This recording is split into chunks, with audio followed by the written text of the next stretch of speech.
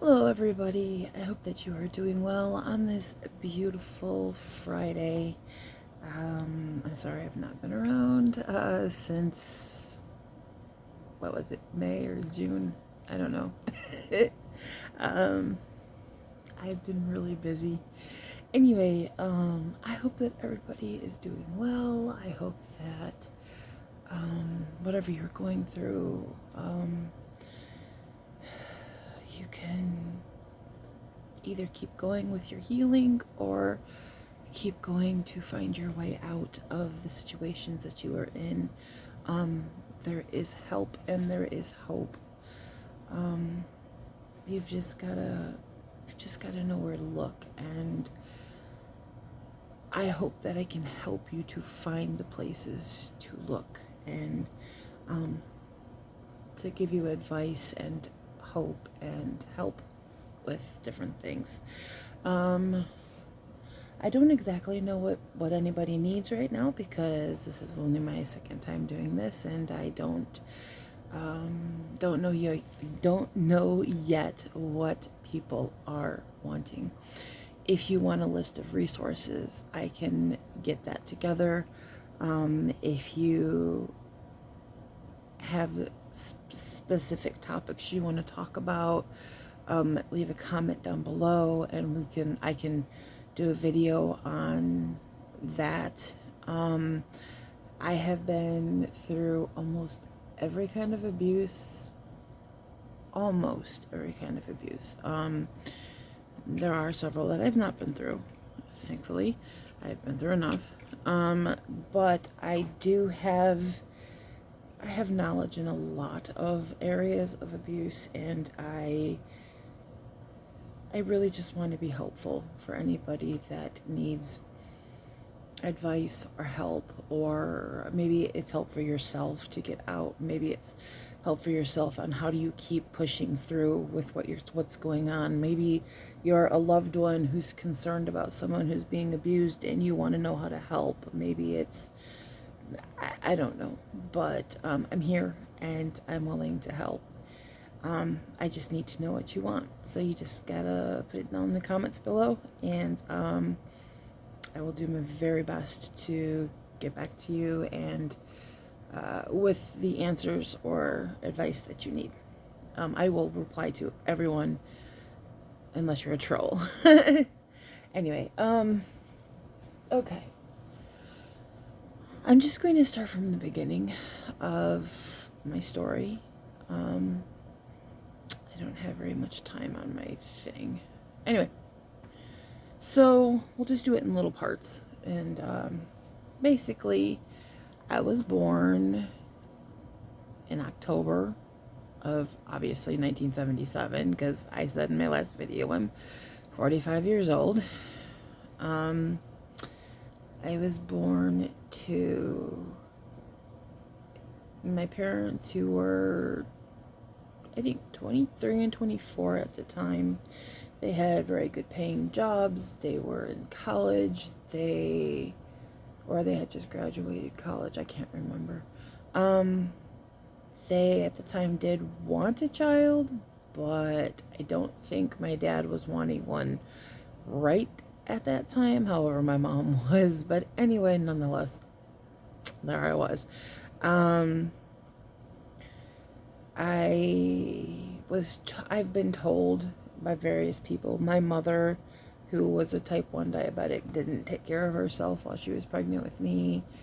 And that was very obvious when I was born, because I was 11 pounds, 2 ounces, completely jaundiced, and I needed to stay in the NICU for a while. Yeah, it was fun, I guess. I don't know.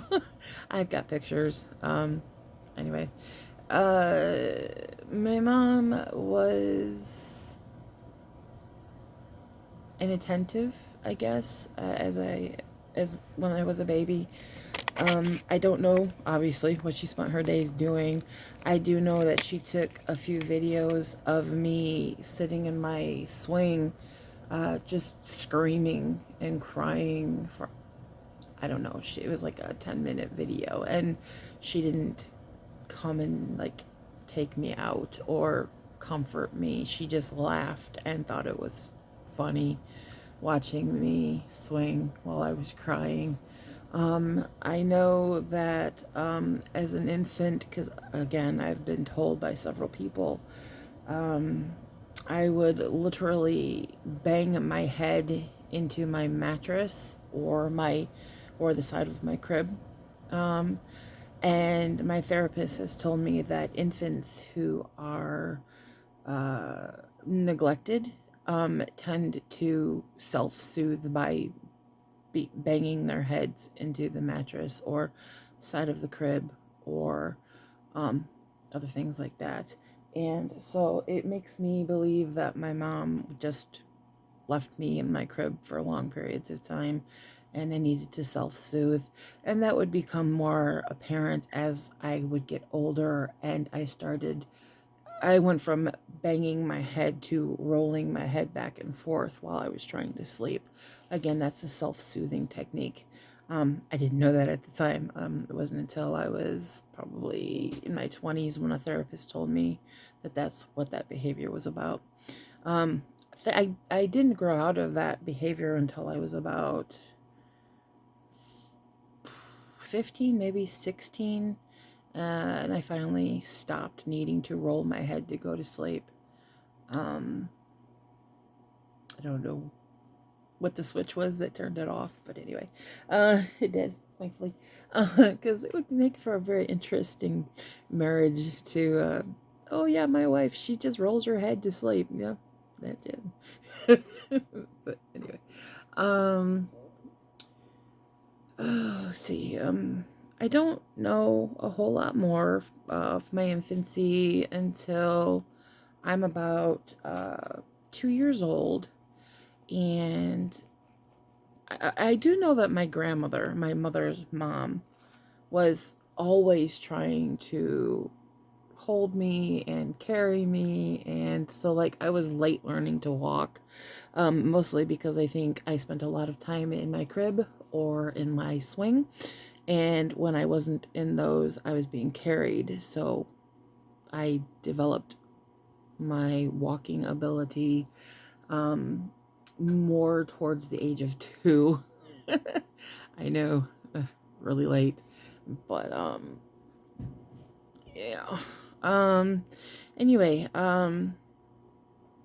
at 2 years old, my mom. I don't know if my mom was actually working. I know my dad was working, but um, I have this memory of my mom being home, but she just needed a break from me and my brother.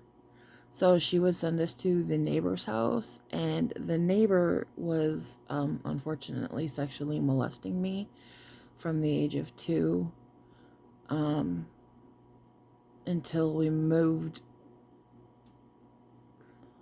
Okay, at this time we were in Indiana. So I was born in Michigan, we moved to Indiana, and then we moved back to Michigan. So from 2 until the time we moved back to Michigan, he was molesting me. Um, I would tell my mother, um, or I tried to tell my mom the best way I could at 2 that things were happening to me that I didn't understand, that he was hurting me, that, he made me take my clothes off and he took pictures of me, and um, she just laughed at me and like made fun of the situation, and she would just keep sending us over there. Um, like she totally didn't care. Um, she did confront him in front of me. She said, so she says that you're doing things to her in the basement, to which he laughed and said, I wouldn't do such horrible things. Like, how could you even think that? I love your children like they're my own. I could never do anything like that. And she's like, yeah, I know. I don't know where she gets her imagination from, but I figured everything was fine. So anyway, after that, he got a little bit more aggressive with me. But anyway, um, we finally moved away from there, and we moved back to Michigan. And thankfully, my sexual abuse stopped for that time period. It would reoccur later, but at least from that point, it was over. Now we were just dealing with, my brother and I were just dealing with my parents constantly fighting, constantly screaming, my mom constantly throwing things at my dad, and like dishes literally flying into the walls and breaking everywhere because she was trying to hit him with dishes that she would throw. And we took refuge under this table that I'm sitting at. Yes, when my mother died, I inherited this table and this hutch, which were part of my childhood. Very special, very intimate parts of my childhood that I'll get into later. But we literally would hide under this table from getting hit from the flying dishes that are flying around the living room and smashing all over the place. And my mom would just scream and threaten to kill him and accused him of having affairs. And he would always, like, he would tell her that he wasn't having an affair.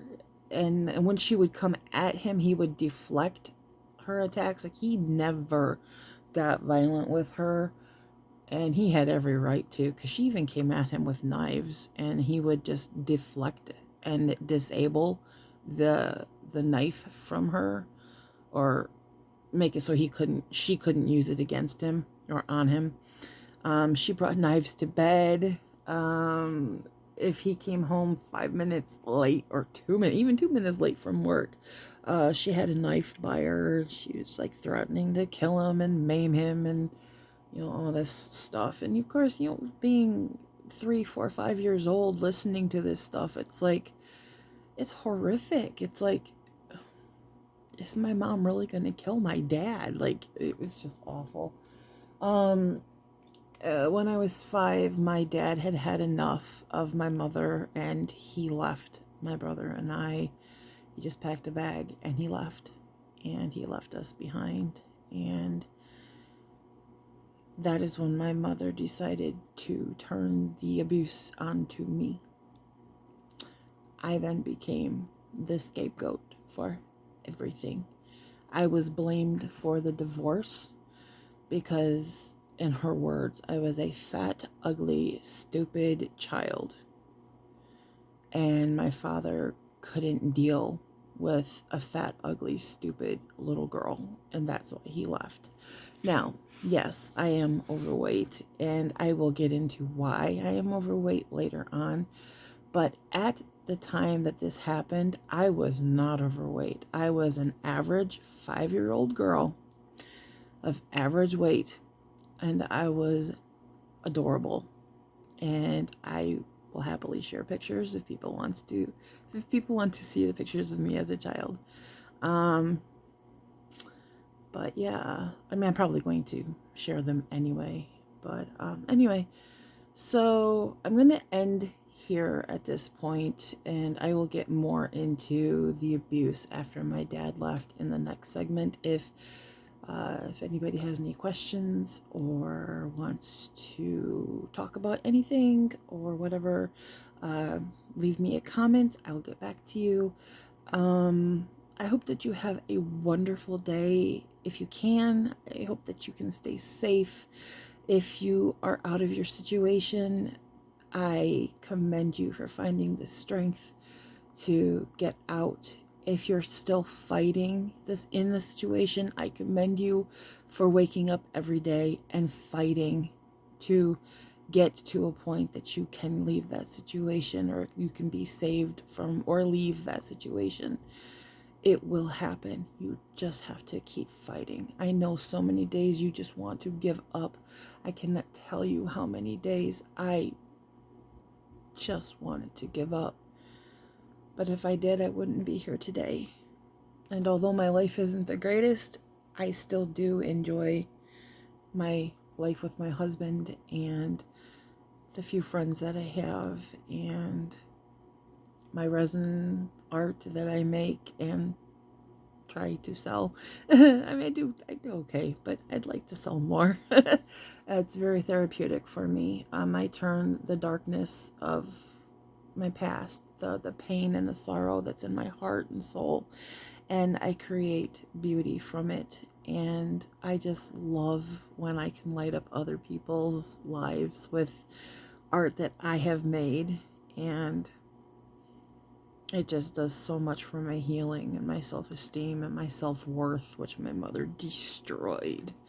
But I'll get into that in the next segment. So I hope you all have a great day.